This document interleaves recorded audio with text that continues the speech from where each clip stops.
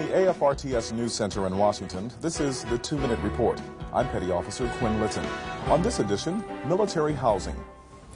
Defense Department officials say 2 out of every 3 units need to be repaired or replaced. With today's construction budget, DoD would need 30 years to pay for all of that work. So DoD isn't going to pay for all of that work.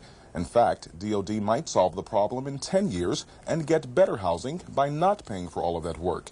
Instead, stateside installations are starting to turn their military housing units over to private developers who can find lots of private financing. And the private sector, by doing that, can then fix up the houses, build more houses if we need them, and in exchange, they basically get the rents from the service members that live in the houses. To pay the rent, families in privatized housing will get a housing allowance. Mr. Sykes admits paying rent on the installation will cause some culture shock, but he says privatization will lead to more attractive housing. Developers are competing for these deals, so they may throw in a few extras. For example, some privately built units have swimming pools.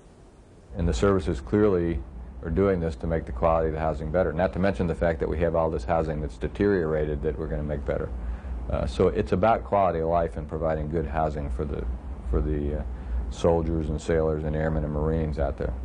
These are pictures of privately owned houses at Naval Station Everett in Washington State. Developers also plan to build at Fort Carson, Colorado, and Lackland Air Force Base, Texas. Mr. Sykes says 60,000 units could be privately built or renovated at stateside installations by the end of next year. That's the 2-Minute Report. From Washington, I'm Petty Officer Quinn Litton.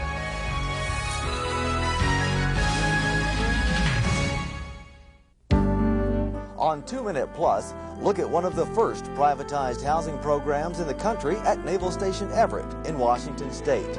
Information and housing pictures are at this web address.